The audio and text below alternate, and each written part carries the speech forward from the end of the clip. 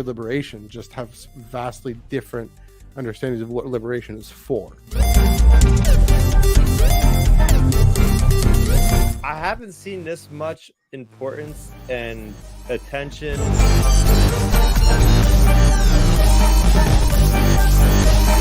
The story itself is a really wonderful, really great setup. Tractor beam has been engaged. Hello, everyone, and welcome to the Tractor Beam Comics Reviews on the Star Wars Underworld Podcast Network. Today is Wednesday, April 17th, 2024. It is the 15th week of comics. There you go. 2024. Yeah, I got the date right. Yeah, it's the 15th week of comics. I'm Matthew, coming to you from Underworld North Studio here in Toronto, and that's Chris. He's coming from Garden State Studios. I missed that. Man, we got the state. Man, Garden State Studio in New Jersey. There we go. Finally came up with a better thing than just New Jersey studio or East Coast studio. New Jersey Garden State Underworld, burrowing under the garden. I don't know. We'll workshop. I don't know. Garden State Studio does sound good, but it doesn't have Underworld in it, so I don't know. Brand loyalty or something. Anyway, you can follow us on Twitter, Instagram, Threads at Iron Cannon Pod, EYEONCANONPOD. You can follow Chris at Starraptor, STARRAPTER. I can spell, I can read letters. We'll get to more plugs at the end. We got 2 books coming to you this week. Both of them, I realize this. The main characters have purple lightsabers. Yeah. Did you notice that, Chris? I don't know if you noticed that, but Not at first. That's got to be a first. That's got to be a record for first time that's happening. Yeah. So anyway, let's dive right in. Here. First up, we got Mace Windu #3, written by Mark Bernardin, art by George Junti and Dexter Vines, colors by Andrew Dahlhaus, I should say, and covered by Matthias Manhanini. One of the greatest Jedi must stop an explosive secret from falling into the wrong hands. On the refinery of Ro Mira, Mace Windu and smuggler Azita Cruz, carrying the formula to a paradigm-smashing energy source, are on the run from Ro Mira's security forces. Romira, I don't know. And a Hutt-hired bounty hunter. That's key. Can Mace dispatch a squadron of fighters led by the ruthless Anzellan, Yahya Shram, with nothing but his lightsaber and the Force? Introducing Muro and Daya, Dusk Weavers of the Huddle Path, a cult obsessed with wiping technology from the face of the galaxy. It's kind of odd. I don't think they were introduced in the previous issue. They never had that kind of notion from me in the first time we seen them. Like, I don't think I was laid the seed yet for that.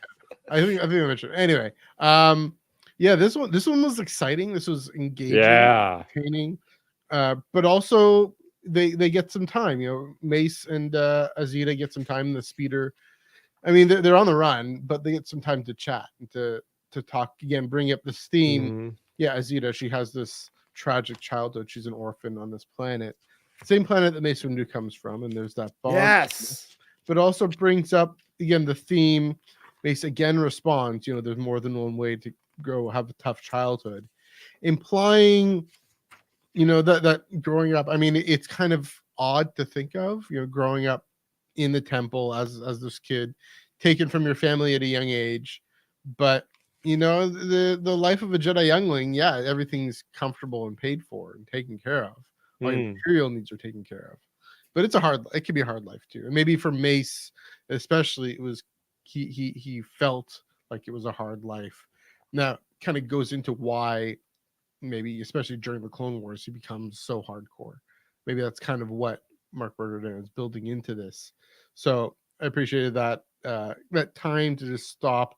But then he jumps in, you know, when Azita agrees to give Mace and the Jedi the formula and everything to sell them this coaxium-ultra and the formula, that paradigm smashing energy source, which we don't really hear much about later. So I'll be curious to see what happens with that. But when he finally jumps into action, you gotta really feel the joy of, I mean, he's living the dream. He doesn't need to wake up. Doubt is the thing that will wake him up from living the dream.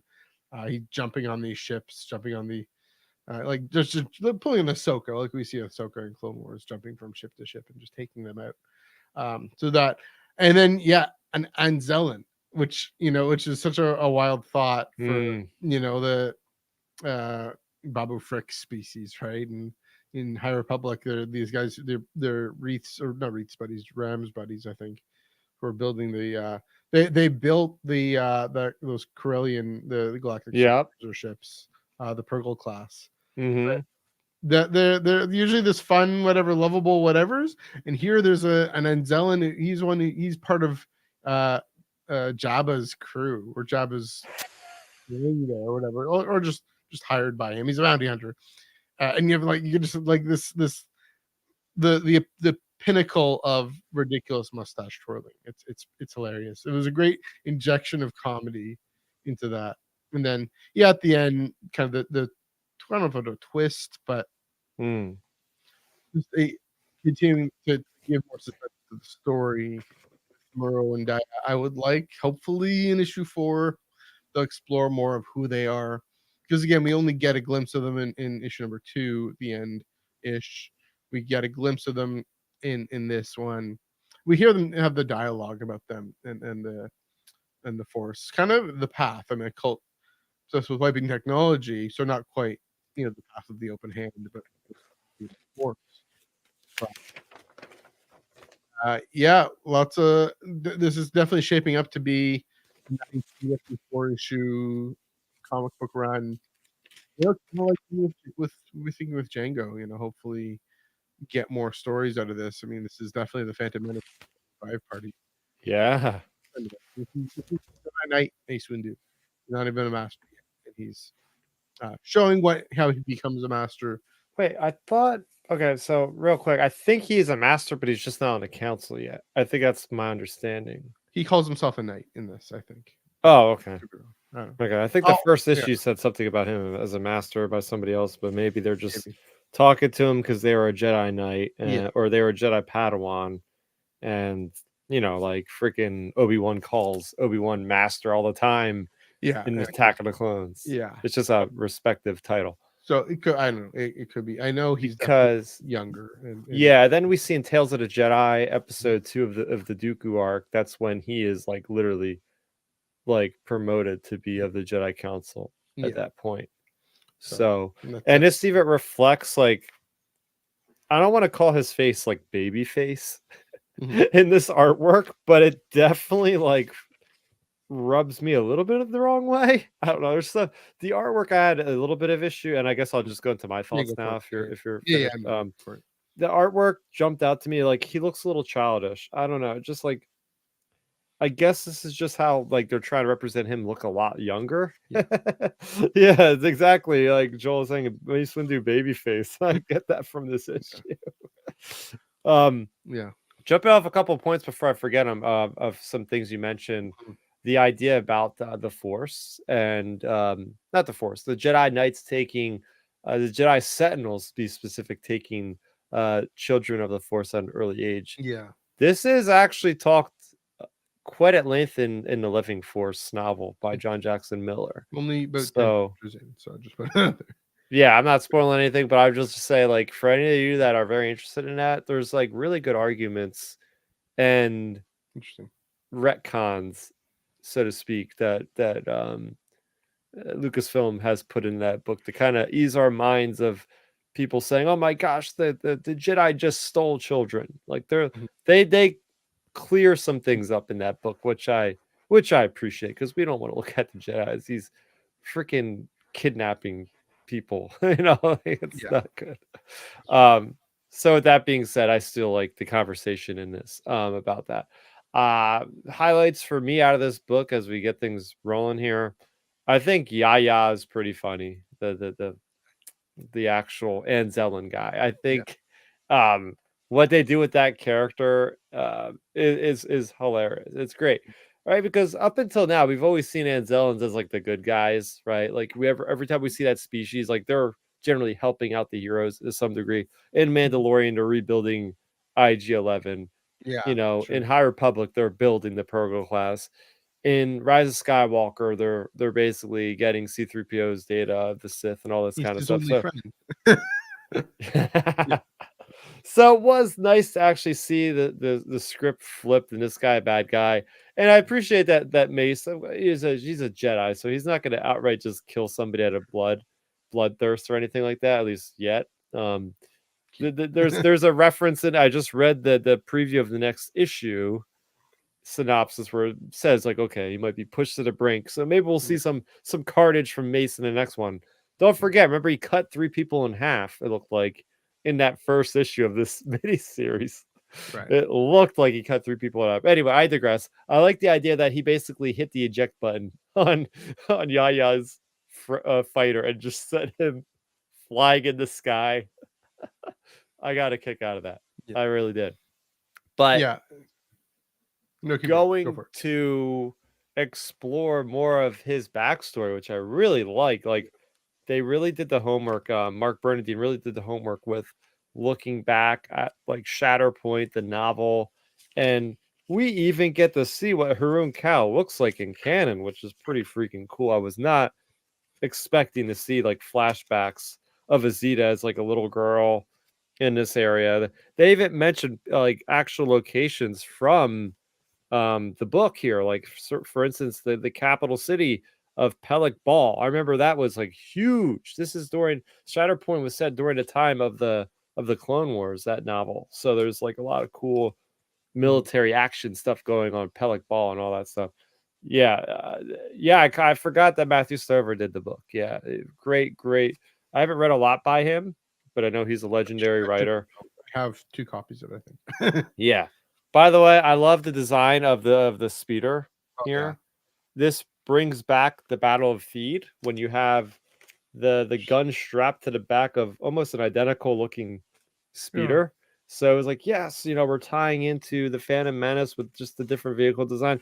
I like the idea that we're also introducing brand new vehicle designs in the way of these hut ships. Let me try to flip through here. Like those clunky fighter things. Yeah, this looks like something from like a ship that might have gotten cut, that they make a Hasbro toy or a Kenner toy, because I've seen many of these ships that look like speeder bikes or look like the Cloud City car or look like a snow speeder, but it's slightly a different Macquarie design, and then Kenner Toys made them into like an offshoot little like knockoff version of them, and I have all 3 of them somewhere in this place. But I have not gotten rid of any of these things.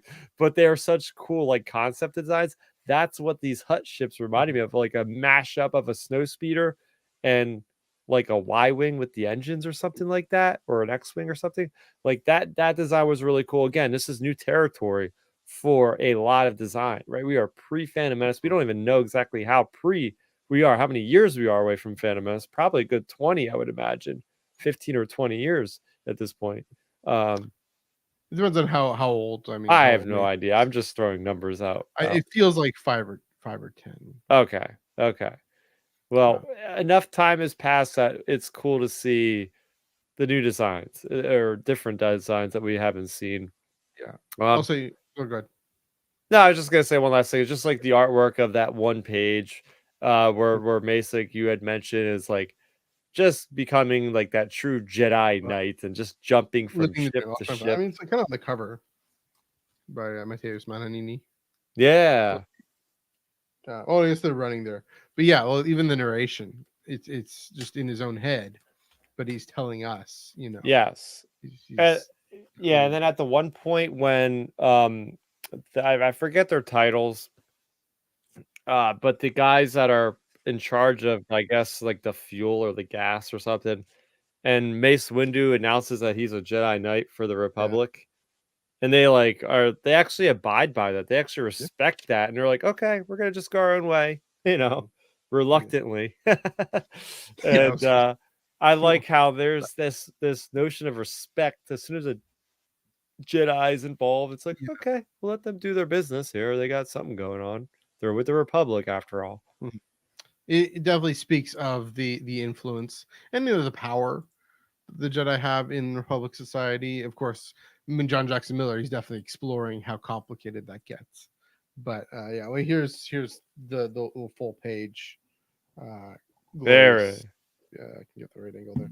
But there you go, babyface Mace Windu. There we go. So I mean, with that, I think, because we're used to what Sam Jackson looks like now, We're even used to what he looked like, in 1999, 2005. This is him. I mean, I looked up Pulp Fiction, and of course there he's got the fro and the stash and all that stuff. Oh yeah. If you took that off, he shaved that in 1984 or whatever year that movie came out. 93, I think. 1994. 1994. Pulp Fiction. I'm just looking at the Quentin Tarantino movies on Google here.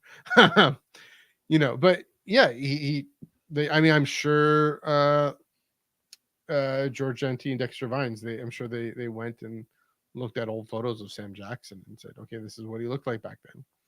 Age him down, I mean, we have in which Marvel film was that? No, it's in Captain Marvel. Yeah, the de-aging to Sam Jackson in the 90s, right?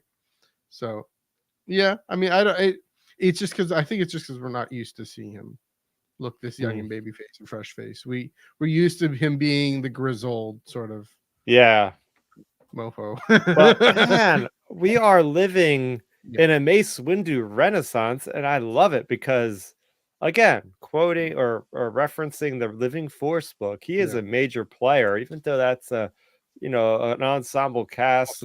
Depa Billaba, his apprentice at one point, and him are like, I would consider them, Depa Billaba and him, the main characters of that book. So to see so much of Mace and the idea that we're getting an entire novel, I'm so ready for Glass Abyss. Yeah. I'm so disappointed that it got pushed back to like October because I was like, oh no, especially after Living Force. I'm like, I need more Mace Windu content like now.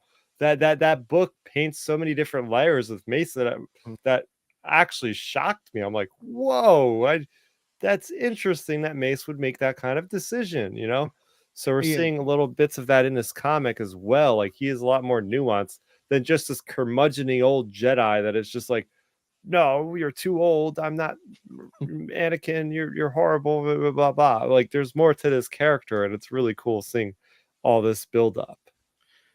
And it's again because it's what he does in Revenge of the Sith is most intense. It's the most dramatic, and so it's the most burned into our minds.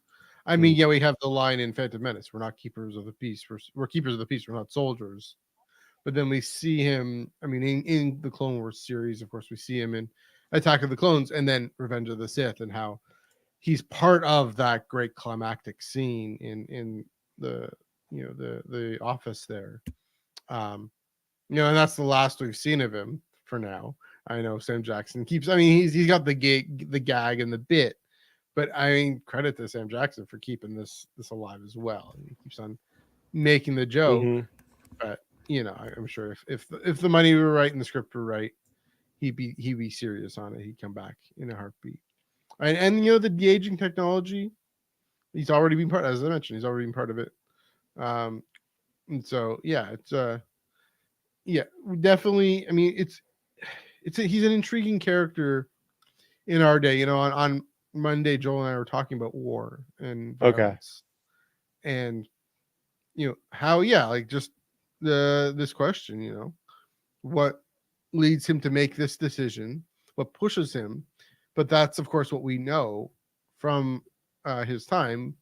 Again, like we're saying, on the big screen, in this most dramatic moment, one of the most dramatic moments in all of Star Wars is the climax to Revenge of the Sith. Right? And yet pull back from that again. In Phantom Menace, we're keepers of the peace. We're not soldiers.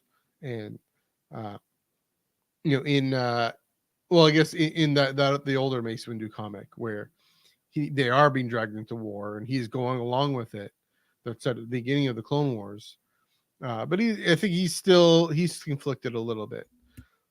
We're getting this before picture where he's gonna have to take characters out if he has to. But what was I saying? But Matthew words.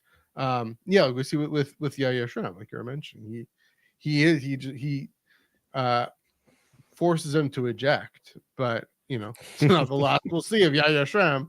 He doesn't, he takes out some of the other ships. But I found it very interesting that Mace Windu doesn't know who Jabba the Hutt is. Like, what? Excuse me? Like, he is like the biggest crime lord, even going back to the High Republic. So Mhm. that seemed like a little bit of an error to me.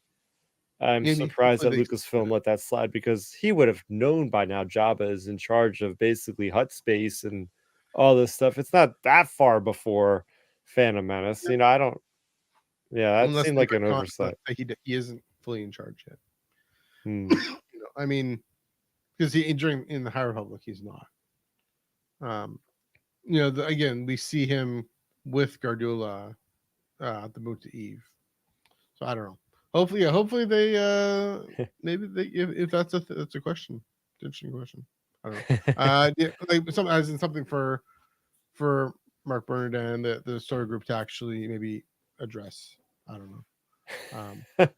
But yeah, it's also what he does. I mean, well, this is him engaging, being a knight, going out and engaging the rougher parts of the galaxy, like we'll see in Living Force. Mm-hmm. You know, his first again, the famous thing, like we'll see in this film called The Phantom Menace on May 3rd or 4th or whatever weekend, whenever you're Third, I got my tickets. yeah, I got my ticket too. He doesn't believe Qui-Gon that the Sith are there on this random planet Tatooine he may or may not have ever heard of. So yeah, I mean, well, again, part of the point of John Jackson Miller's book that he's making is that they are very insular and that they are not aware of the margins. So maybe that's kind of a little implication there to kind of salvage that idea that Mace Windu doesn't know because he's naive about the galaxy, because he's a Jedi. And Jedi are slowly becoming more and more naive about the galaxy. I don't know. I don't know if do you have any more thoughts on Mace Windu number 3? I think I'm just sad to see it have one issue. I've been enjoying this one a lot, and it's just, dang it, you would have thought they would have said it's going to 5, 6, 7, and 8 by now if it was. So I'm That's guessing true. we're just getting the That's true. final issue. And get worried about Jango Fett, man. I would have expected an announcement for more than 4 issues at this point as well. So we'll see. You never know. I mean, it depends on how the sales are going. We need to look at those numbers. They're probably doing pretty well, though, I'd imagine. So, at least they're going to finish these stories. Yeah. Unlike At least we're another not pulling a book. Throne Alliances on us. Exactly. So, Because what worries me about that is how they announced another comic series that we'll talk about this week. yeah. They should have announced that they're getting a continuation of Thrawn in July. So the earliest Yeah. we'll see that continuation would be August, which is the month that I think they're bringing Ahsoka back, or the So, Ahsoka miniseries. So I can't see that launching in August. So September, October, it's gonna be like way too long. But that's a whole other discussion I want to get into yeah. right now. Like, how Sure. would you go for a lapse of time for like 4 or 5 months between a comic series? I don't know, but I mean, that one again. My speculation is if they continue that story, it'll be when Ahsoka season 2 comes out. But anyways, let's move along. Let's go back in time. Yeah, Another purple lightsaber. High Republic Adventures Saber for Hire #1. Yorrick is back. Written by Kevin Scott. Art and cover by Rachel Stott. Colors by Nicola Rigi. Fan favorite Saber for Hire Yorrick returns in her most dangerous and personal mission yet. The former Jedi turned monster hunter is having the time of her life, again, living the dream, behind the Nihil Stormwall. She's never been busier, battling dangers that the Jedi would have usually handled and earning credits galore. If only she hadn't agreed to take an apprentice. Storm is brewing on the horizon that will see Ty crossing sabers with old enemies and friends. New York Times bestseller Kevin Scott joins forces once again with sensational artist Rachel Stott. I guess I don't need to read this part, but I'll keep going. For an emotional and action-packed adventure in a galaxy far, far away. What'd you think of this one? Saber for Hire #1. yeah, I really enjoyed this one. I was completely. I don't know if you picked up on those two characters, but when we open up the book and you have Jom and Kit, Yeah. I had no clue who they were. I was just like, why are these people even important? And then it dawned on me that, oh, wait, that's the Chancellor's son and the boyfriend that were caught on the other side. And I went, oh my gosh, that's brilliant. That's freaking brilliant. You know me, man. I'm a fan of getting these non-force, non-military characters. in the High Republic, because it just paints a broader picture of like how the average Joe is feeling about things, even though he's, the son of the most powerful person of the galaxy, essentially. But still, there's nothing special about the kid. Mhm. So it's interesting to see that perspective. And then, okay, so I'm watching Fallout right now on Amazon, and I'm absolutely loving it. Great show. Even if you're not a fan of the games, I'm not a fan of the games. I I'm didn't I'm, even I'm know there was watching the a show. on Amazon. I'll be blunt. I should watch it then. Fair enough. Yeah, and there's a whole concept of the Brotherhood of Steel after the fall of humanity with the apocalypse of the nuclear war. There are this entire cult that is Roman/Nazi/ just random cult-esque, Yeah. where they have these guys in these big power armor suits, and they're called knights. They have power armor, but then they have these squires that are literally just hauling all their crap in this big bag, their ammunition, their guns, and all. So I'm reading this issue going, oh my gosh, Yorrick is like the knight to the squire of the little rabbit Seppi dude, or whatever the species is called. So I was like, wow, we're getting a lot of this knight squire stuff, and the story itself for this week is called Knight and Squire. So just seeing those connections made me chuckle. But I mean, you couldn't have started this ball off better than you could have with Yorrick in the thick of it with a monstrous creature. And it's that snappy dialogue that Star Wars is known for, the good Star Wars is known for. Like, you're in the middle of a battle, you're just like talking to this other person as action's going, and you're like, this is not a good time to have a conversation. Oh, get me my like plasma torch thing. Oh, whoops, it just broke. All right, now what? So it had that Star Warsy feel that I really appreciated, but it like just brings us into the story in an action-packed way, which, it's a Star Wars High Republic Adventures, you would expect no less. But seeing Cavan Scott write this once again, now we get Cavan Scott stories twice a month, which is always a good thing. And yeah, I really enjoyed it. To see how this all ties in with everything else. With the High Republic here, we got the scav droids. We get to see Yorrick with the ship blasting through those things. It's always a good time to see that happening. But yeah, really enjoyed this one. What's your thoughts on this? Yeah, I mean, it was cool to see the scav droids actually see them. That's the fun thing. Yeah, about the Republic is we read about these things. We read about Avar, trying to get through them, and the Adrens trying to deal with them. Now we actually see what they look like, and they predictably look a lot like separatist scav droids. Like in a few centuries, they're not not separatist, almost imperial. Yeah, but I mean, this is what a point I was going to make with those Hutt fighters. And even now, I mean, even in High Republic too. Yeah, the gradual evolution of technology and of design. Of course, the Clone Wars really pushes that forward. The High Republic in the peace and opulence and the time to actually get creative also pushes that. It's neat to see, these things actually in a visual medium is what I'm getting at. With Ty, she's still annoyed about Druin hanging around, but she seems more uplifted. She seems more like she's feeling herself in her element. Maybe because she's away, doesn't have to deal with the Jedi, but she gets to kind of be a Jedi without being a Jedi in that way, and about being too connected to the Order. Because I mean, I was wondering, before it turns out she's behind the storm wall, was she on her way back to the Order? Maybe she is, but at least here she's enjoying herself for once. Seems like she wasn't really finding who she was in the previous. She hadn't quite gotten who she was in the previous book, the Phase 1 comic, and then of course she shows up into the Rising Storm. And then of course, like you were mentioning, if you've read the Rising Storm, you know who Kitrip is, you know who Jom is. Jom, the son of the mayor of Lanisa City, Vala. I believe that's right. Okay. So they're both these politicians' kids trying to get away from it all on their own. Away from it all. They're enjoying themselves. They're enjoying their life on this planet. I will say, in contrast to last week when we see two dudes sucking face for out of nowhere. This one was definitely earned and built up, and that's still how you do it. Whoever's sucking face with who, that's still what I'm going to use for kissing all the time. Just putting that up there. Sucking face. You got to earn it. And if you read The Rising Storm and everything, even everything Lena says about her being worried about her son, that kind of builds this up in this interesting thing of, oh, actually, it's been the best year of his life. But now we catch up to him and he's being sold out because he's a huge intelligence asset.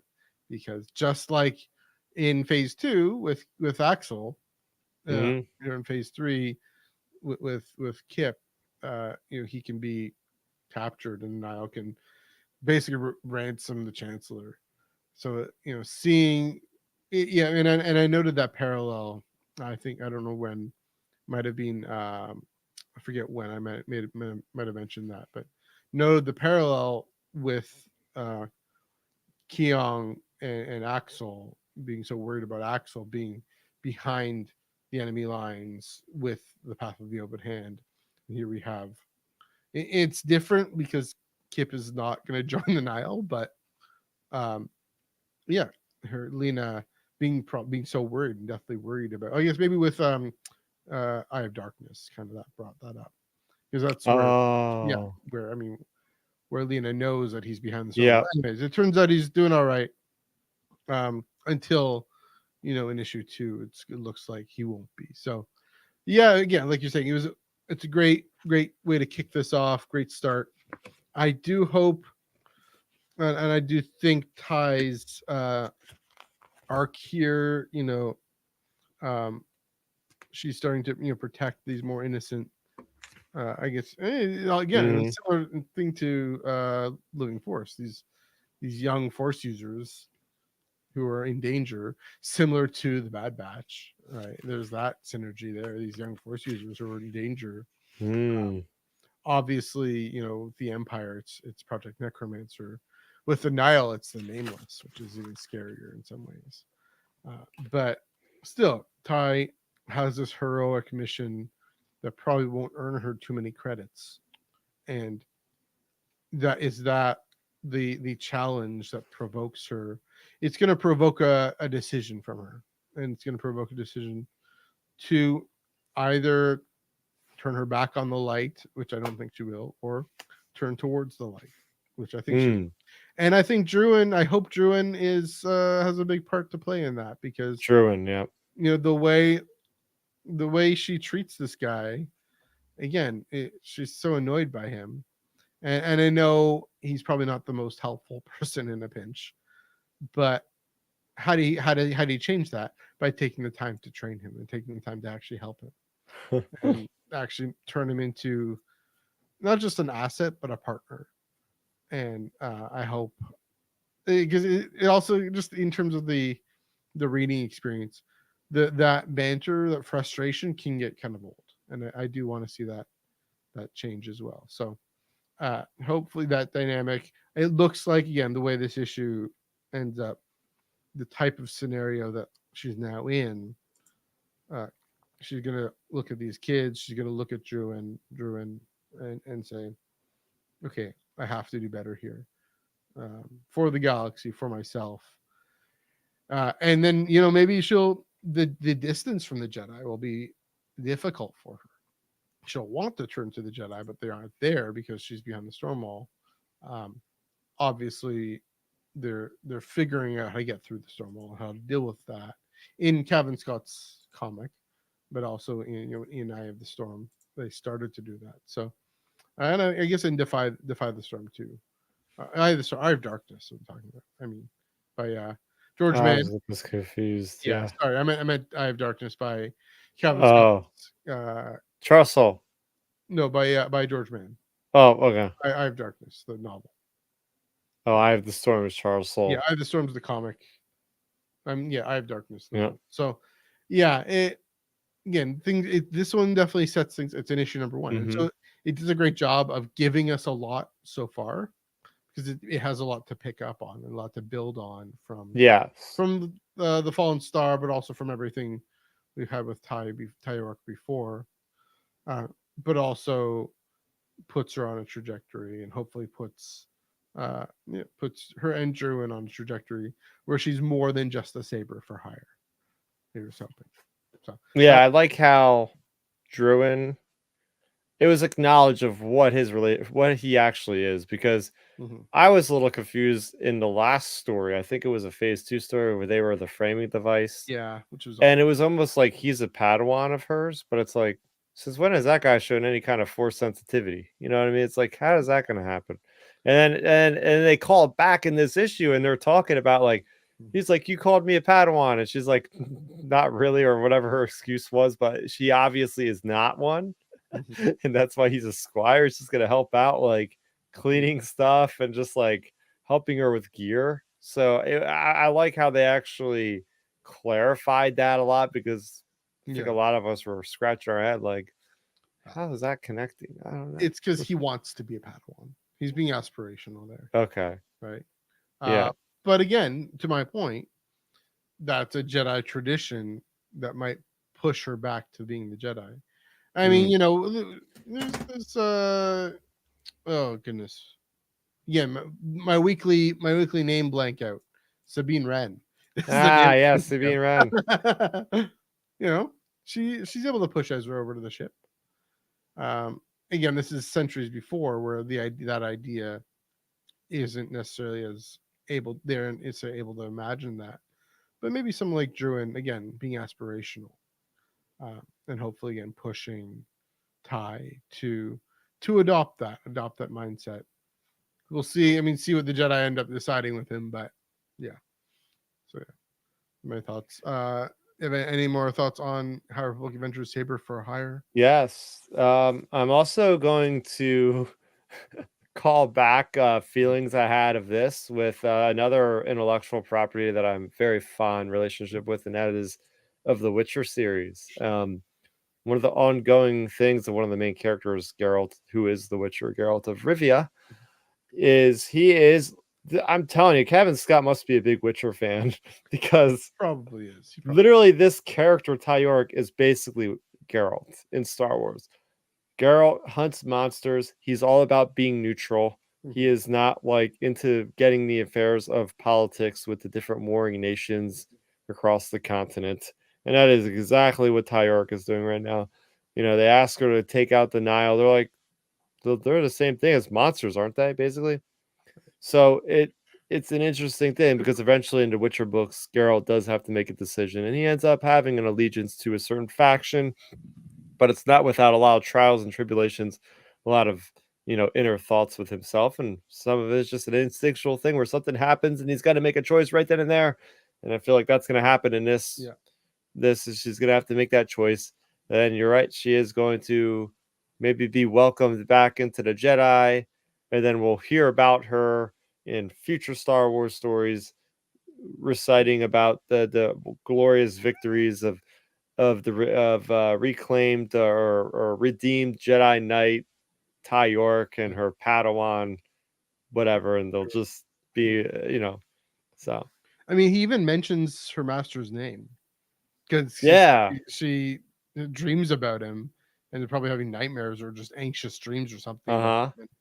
And he brings it up. Yeah, the thing about the Nihil, remember, that was an interesting point, how she's refusing to get involved in what is this Jedi Nihil conflict, especially. I mean, it's a Republic Nihil conflict, but yeah, and here she can't help it. And I think also that's the thing with this situation with these innocent kids. She can't help it. She has to start picking a side here, pushing her in the direction. Seems to be the theme. So again, well developed, well built up by by Mr. Calvin Scott. Any last thoughts before we move on? Nope. Excited for the next one, as I always say on most of these comics. Yeah, it's off to a good start. Okay, next story here. We got two things. Video game mayhem is what I'm going to call whenever on the track. As Chris, you are a big game guy, video game guy. And on Monday, we talked about this a little bit, but the Outlaws trailer, and the reason I'm bringing it up tonight, this is a comic book related story. You know, we like Chris, even you pointed this out to me. You know, we get to meet Kira, we see Han and Carbonite, we get to I don't know about join Crimson Dawn. I wondered if we get to full on join Crimson Dawn, but You can full on join Crimson Dawn. All right. Yes. This is definitely pointing out, when have we seen this story before? When is this going to be set? Clearly it's set in the middle of these comic books. The Crimson Reign would be my guess. After War of the Bounty Hunters, but certainly with the events of War of the Bounty Hunters in view, well, I guess it would have to be because Han is already at Jabba's palace, and that's Boba Fett succeeded to do that. So they good on Outlaws, good on the folks for giving us this clarity about this paper to video game pipeline, at least that is intact, as I said. So, and I haven't gotten your thoughts on it. What are your thoughts on the trailer overall, and then the connections to the comic books? Yeah, I'm very excited for this one. It's nice that we're getting such close ties to the source material here, and that's the power of the Lucasfilm Games, Lucasfilm Story Group, really keeping a tight, closed lid on all the stuff that's flowing between all the teams working over there.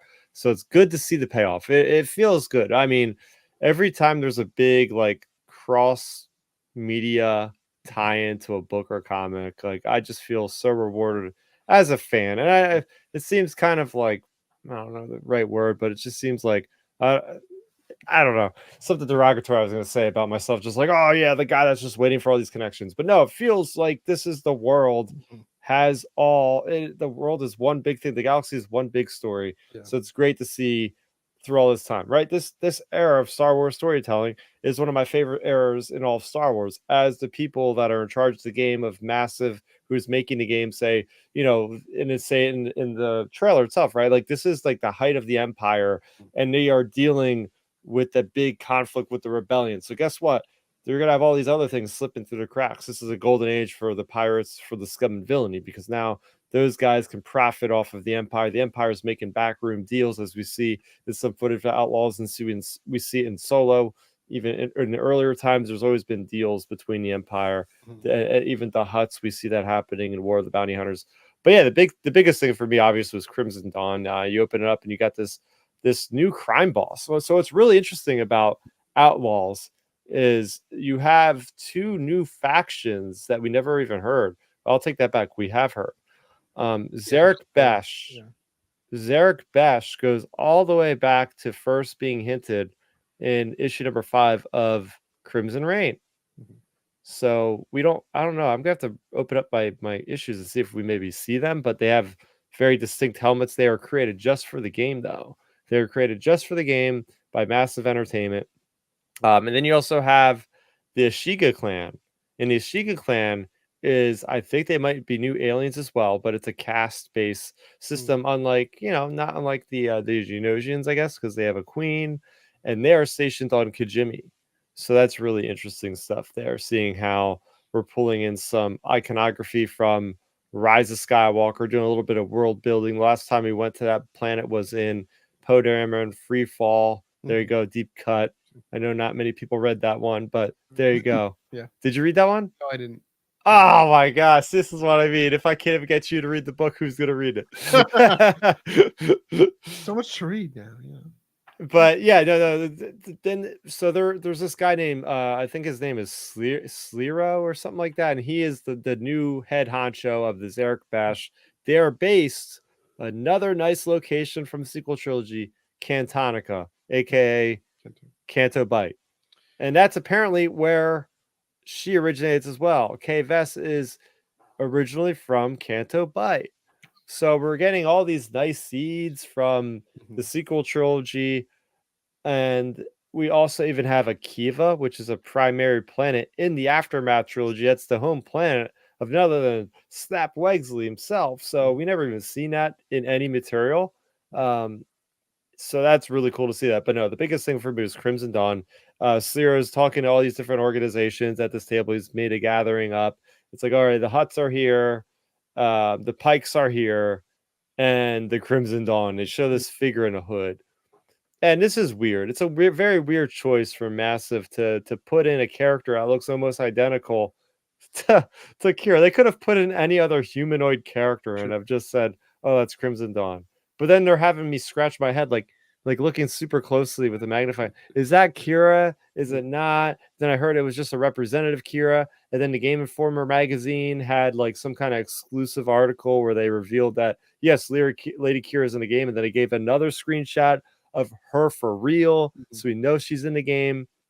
Another thing that came up like 2 days ago is there was a description of what you could do on this one mission where you go to like an Imperial space station and you're going there for like a mission by the Pikes because they have a very intricate reputation system between the different cartels like the Huts and the Pikes and the Shiga and Crimson Dawn. Anyway, so yes, your mission is to get these supplies for the Pikes, but let's say you want to get the supplies and give them to the Crimson Dawn and Lady Kira, you could do that as well. So that's what I mean by like working in the Crimson Dawn. Like I'm gonna just play the game, just everything is going to Crimson Dawn. I don't care what decisions I'm making. I'm just being solely working for Lady Kira. And that's all I care about. Like that's my character. Do you have the cosplay picked out? You can figure that out. Comic-Con or San Diego or whatever. Just while you're playing the game, you got decked out in Crimson Dawn gear. It's crazy because I actually have like a costume I wore at Comic-Con. You could probably find it on my Facebook where it's like me playing a red hand ninja from like the Daredevil comics. And I have like just like a bunch of like generic looking like red like ninja robes that I bought with like some like harnesses and stuff like that, whatever. So like, yeah, that could technically pre Crimson Dawn. For when you get the game, this is what you gotta do, Chris. When you get the game, first get it. You gotta whip that on, put that on, sit down, play the game, take a selfie. So you're in full in. Just stream the game for 8 hours on Twitch. Oh yeah, I'll stream it. Yeah, sitting there going, "I'm Crimson Dawn, everybody." In that cosplay, that's the key.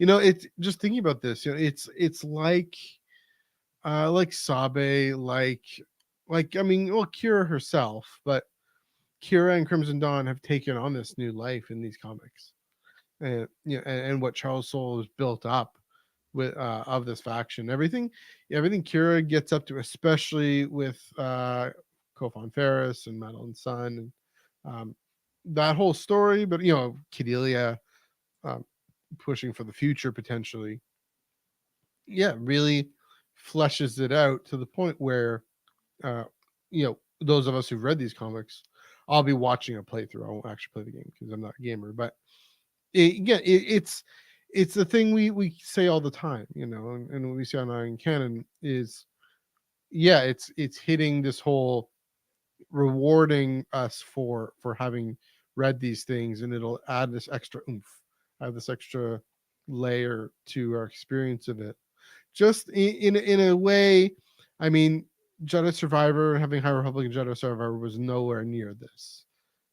But I mean, in the Aftermath trilogy in the Battlefront 2, that is the closest parallel I see to this. But this, I don't know, it feels like it might be even more. I don't know, maybe I'm playing that up. That being said, if all you've seen is Solo, or if you haven't even seen Solo, the challenge is for the game developers, the story developers, to say, this is still going to be an enjoyable Underworld video game. It's going to be enjoyable, just first person shooter, whatever kind of format this is. Third person shooter. Sorry. It's that, and so it's just very very different kind of thing. So maybe Joel saying it's a good point. It's different time frames here take place. Yeah. So well, that's why the Aftermath trilogy parallel is the same. Like I mentioned, seeing the N1s over Naboo while Leia's on the ground there. Yeah, that was a great moment. Oh yeah. So synergy. There's the word, synergy. So I'm excited to see what kind of connections there are. Again, if Charles had some sort of consultant role, maybe he did. I don't know. Certainly, the sword group Isn't is. he? Yeah, isn't he like a consultant already? Like we learned about that Yeah, not he's too long definitely ago. consulting on the acolyte. I'm fairly sure. Oh wow. I mean, I by that my gut is telling me that he consulted on She-Hulk because he wrote one of the She-Hulk runs. I Hmm. know. Yeah, Tommy told me that in New York. Um, but yeah, But yeah. yeah. Well, yeah, for Lucasfilm, yeah, he's consulting. I have a strong guess he's consulting on the acolyte. Yeah, he's probably consulting on this too. Wouldn't be far fetched. But I'm Um, super excited because with the book of Boba Fett, mhm. I was so ready to say, oh, we're gonna see Crimson Dawn in that. Like every episode, I Yeah, was like, those guys in the red, I know they're calling them something different, but man, they look just like Crimson Dawn agents. I was just waiting for a post-credit scene with Kira to pop up. Like I wanted that so bad, man. And the fact that we're getting it in something else and it's a video, I'm like, yes, yeah. we're getting more of this stuff. Like these guys are gonna be so fun to just shoot up. I'm telling you, they're gonna be cool characters to go up against. They really are. Yes.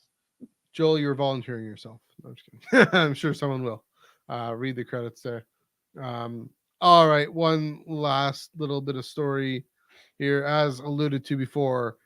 Yes, just yesterday, announced yesterday, Marvel's Star Wars Yes. Inquisitors Woo. new comic book run.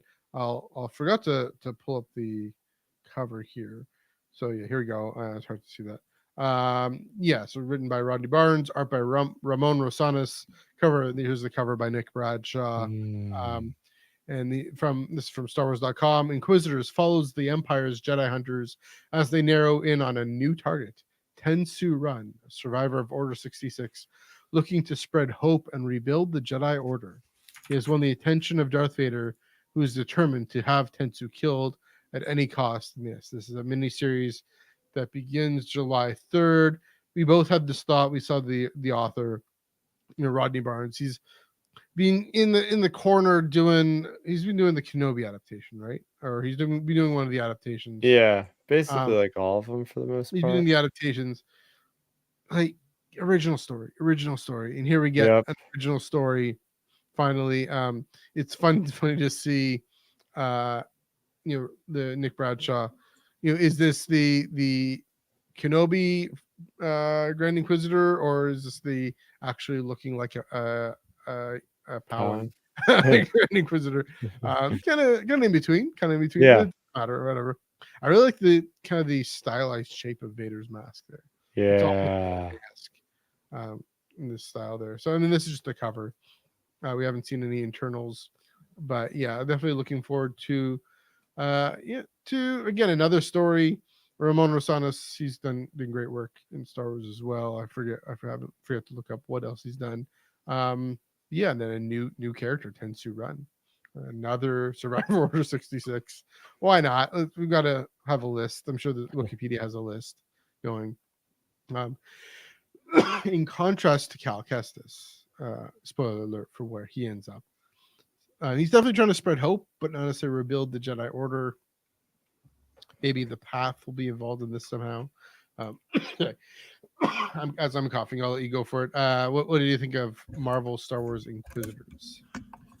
Yeah, I'm really hyped. And I was actually pretty excited by the lead time. I feel like this was a pretty short lead time up to the announcement, right? This is coming in July. Mhm, This is less than 3 months from the announcement to the publishing date of this comic book, which is really neat because mhm. I sure as hell wasn't expecting any new announcement of any comics anytime soon. So this came out of left field, which is always fun, especially when you have something that's considering the Inquisitors.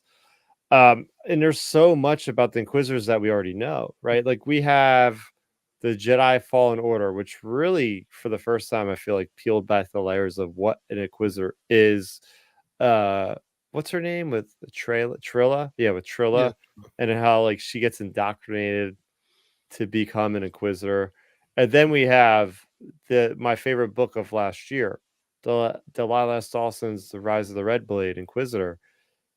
Oh man, that book was just so good, so good, and it really just it gets you to understand why or how somebody could be Inquisitor, like from the get go, before, during, all that stuff, and then we're gonna get a 3 episode arc of Barasofi becoming an Inquisitor. And now we're getting this story, which is going to be, I'm guessing, at least 4 issues of a lot more inner workings of the Inquisitorius. So, like, by the time this comic comes out, there will be no more questions about what this program is. We'll know True. in and out everything about these guys. And I'm excited for it because these are cool characters. Mhm. I'm curious to know when this is set. I mean, we see what the Seventh Sister right in front there, and so this has to be set before Survivor. It's got to be, yeah, So for reasons. I Yeah. guess the first kind of, the first before like 7 years or whatever. So maybe in and around Kenobi Well, yeah, again. let's see. Let's see. If I'm looking closely, Yeah, does the ninth sister have both her hands? or the night. Yeah, I think she does, right? There's no might be quick cybernetic earlier, hand. yeah. So it's before, so it's at least within 5 years of Mhm. because that's when she gets her hand chopped off, 5 years after her Revenge of the Sith with Cal and on Kashyyyk. So yeah, that's gonna be like pretty close to Revenge of the Sith. So it'll be nice seeing so many Inquisitors around at that point. It makes me wonder, that transition moment from the Republic to the Empire. And it's another thing that, I mean, Charles Soule again explored so deeply with that guy in the background there, Darth Vader, his Darth Vader run. Oh, the Darth Vader run too. Yeah, it told us a lot about them. Yeah, Yeah. and so, and yeah, I mean, and Kaiser, not Kaiser, the main character in Rise of the Red Blade is, Oh crap. yeah, is in the I Darth Vader. forget her name too. That's why I specifically Yeah, wasn't trying to name her. so that's okay. Not Kaiser. Kaiser's somebody else. Guys, or somebody else. I feel like it's an like accident to be on. Ket Yeah. or a Ket or Inket. Wait, it's something with an I. Is Cat. Yeah, that sounds right. Is Cat. There we go. I got it pulled it out of the noggin.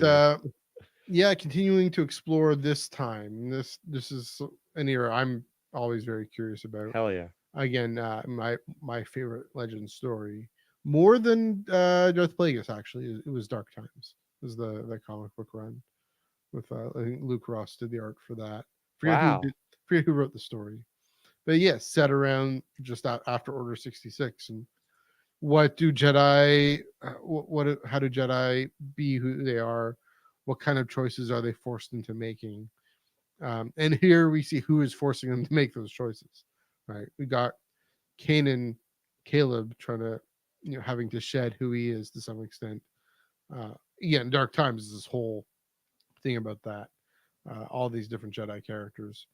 I wonder if we're going to see more. I mean, we haven't seen more of the path. Again, we see a little bit in Jedi Survivor. We hear about it in Kenobi. We see it a little bit in Kenobi, but are we going to hear more about this? See more about this in Inquisitors? Maybe, I don't know, but definitely intrigued in July 3rd. Yeah, that's a good point. This was a good announcement time. They haven't announced other things, but here we get something new. And again, an original story by Rodney Barnes, who can write original stories and not knock off of the TV series. Sorry, we're salty about the adaptations here. Attractive. You have any further thoughts on Inquisitors? Yeah, I just want to say again, it's gonna be cool seeing a lot of these Easter eggs. Maybe we'll see a Barasofi, maybe we'll see an Iscat, maybe we'll see random Marak from Ahsoka in this or something. There's a lot of cool faces that could show up, and I'm always for the creation of new Jedi characters. Yeah. Right? Like this is gonna be neat just seeing the guys in this element. Like I wanted a series about this, like I would love to have just like a Inquisitor series about hunting down different Jedi every week or something. But so for now, this will suffice. This will whet that appetite for me. Hunting them down every month at least, or hunting them. Tension on it. The name, I mean, kind of builds on. Sounds a bit more Asian influenced, a little bit. And that is a thing in Star Wars where they use that. I mean, in the Acolyte, for example, clearly building on the Eastern influences of the Jedi. So that's my guess. I'm those names are chosen for a reason. So yeah, definitely curious what, and obviously with not obvious, but at the end of the day, ultimately, what is this book going to say? What is this book Yeah. that's unique to it than say compared to um what Charles Soule's Darth Vader says about the relationship between Anakin and Vader, and the attempt trying to forget and lose yourself, um, trying to maybe find yourself, or uh, about sacrifice. What the themes of this book are going to be. Definitely curious, it's a good. I mean, the Inquisitors and the premise seems ripe for ripe is the word for some deep themes about good, and that's why I love this era. It's just how do we maintain who we are in a time of crisis? What do we have to let go of? Um, with the Inquisitors, how have we let go of that? Right, like you're saying with Rise of the Red Blade, which I still need to read. I'm sorry, but that seems to have that similar question. We're beginning with Barris, like you said, and also Merrick. He's in the Tales of the Jedi, Tales of the Empire trailer too. So maybe interesting questions about development schedules. I mean, that comes out May 4th. This seems maybe going to build on. I mean, it's building on obviously everything in Rebels and everything, even in Ahsoka. It's going to probably built on Tales of the Jedi too, or Tales of the Empire. I keep calling it Tales of the Jedi. It's Tales of the Empire. Going to build on that. Again, the way I think Thrawn Alliances is building on Ahsoka.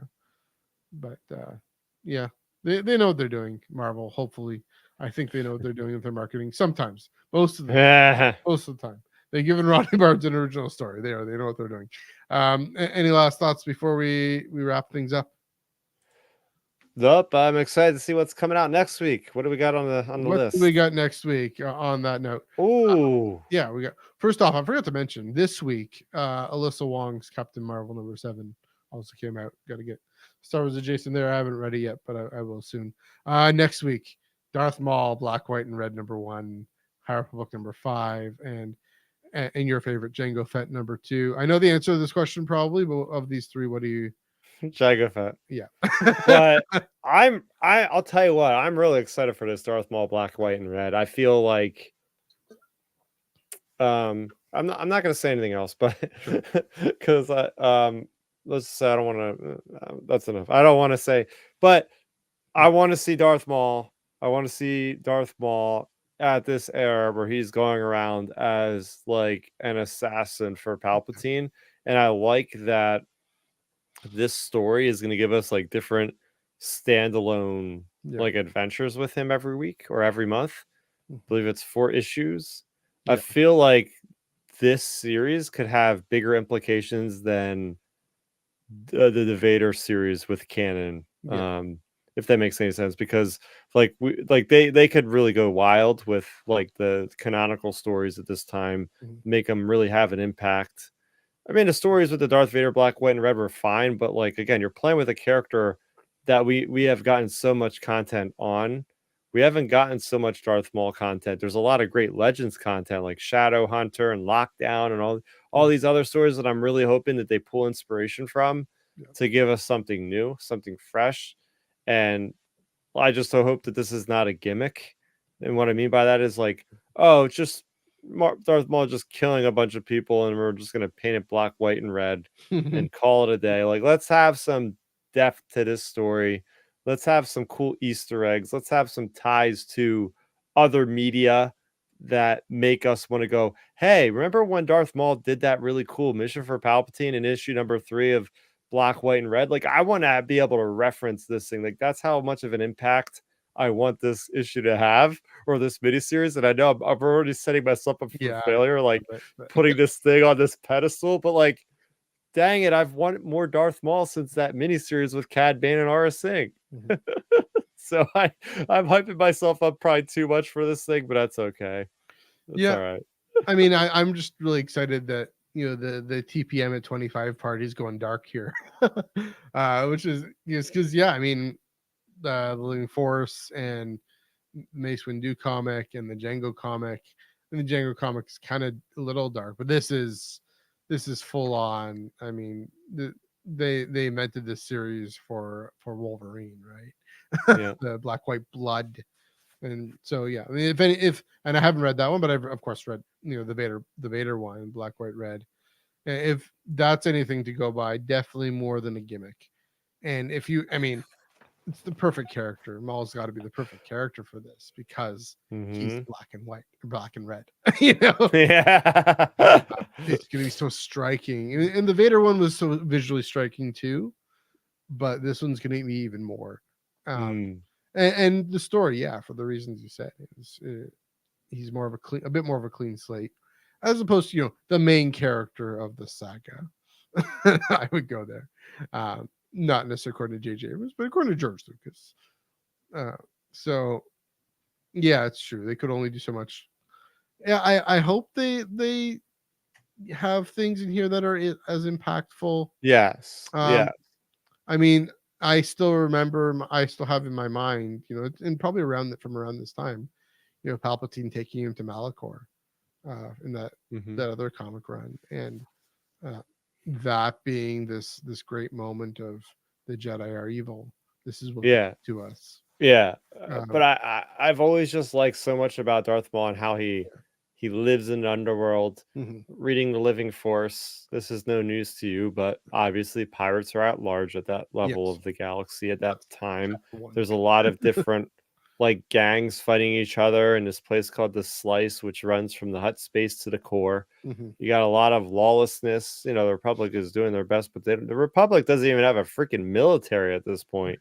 Like, they just straight up don't have anything. They just requisition freighters to like do different jobs when they need them. But other than that, they don't have forces to call on. So that allows the seedier sides of the galaxy to really become fervent and flourish in that time. So again, I just want to see Darth Maul doing the assassin things, going in. Okay, Palpatine, take these guys out. Boom. Okay, next month. All right, you got to take these targets out. Boom.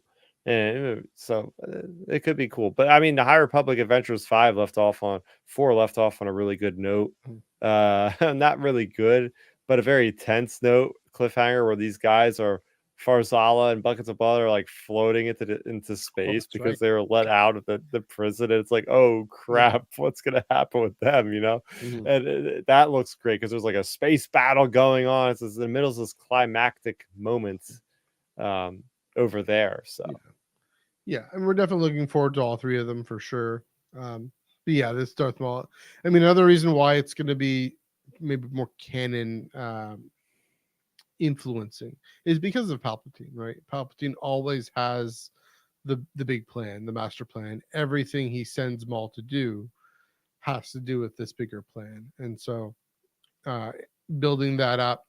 Hopefully, we get to see some of that. Especially in the continuous story. I'm guessing there is going to be one continuous story. There's this other faction, I forget what they're called, another kind of dark side faction.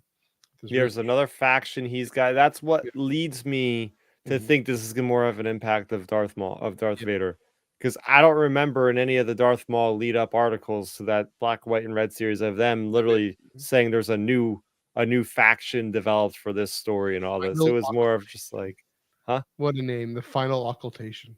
Oh, shoot, see, that's so cool. That already gets me excited because that seems like they're putting more effort. Not that they didn't put more effort into Black, White, and Red for Vader, but like this, I keep saying it is going to hold more of weight, maybe. So, Benjamin Percy, Stefano Raffaele, and Alex Maleev with the cover. It's gonna be great. I'm more excited. I'm excited for the other two, but more excited for the small TPM at 25. Here's the party. Fun times. It's about time to wrap it up. Good place to wrap it up. Great conversation. We covered everything. We got it all the way through. Did it. Where can they find you on the internet? Have you written anything recently? What have you posted?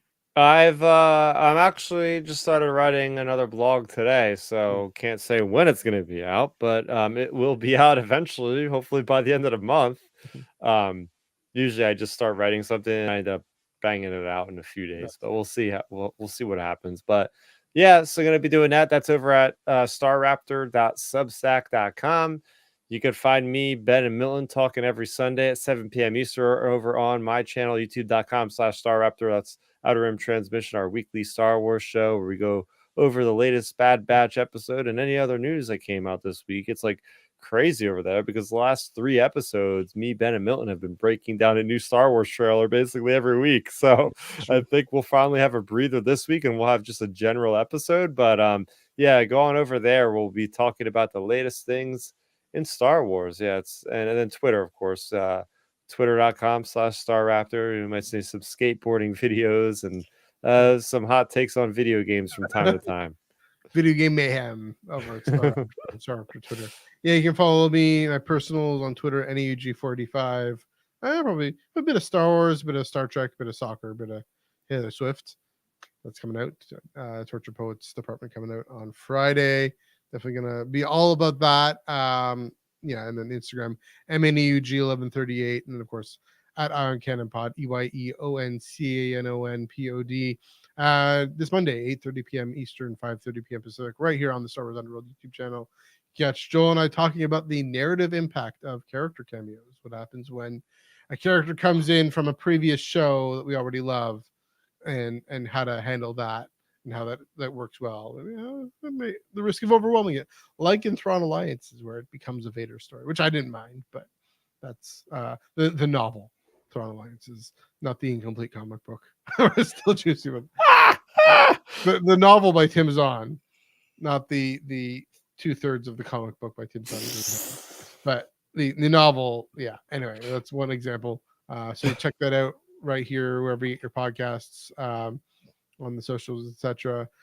Tomorrow, 9 p.m. Eastern, 6 p.m. Pacific, the flagship. They're talking all about Bad Batch, giving their Bad Batch reviews and whatever news is coming in the Star Wars world. Yeah, Tales from Knowing the Galaxy and the Ray side, they're doing their thing. Check that out as well here on the Star Wars Underworld podcast network. Yeah. So until then, let's bring that back up. Darth Maul, What Black, White, and Red, High Republic Adventures #5, Jango Fett #2. Go to your local shops. Yes, if you feel like getting on digital, but support local, go brick and mortar, get your single issues, get your full list going. But yeah, Chris, it's been fun. Till next week. Happy reading.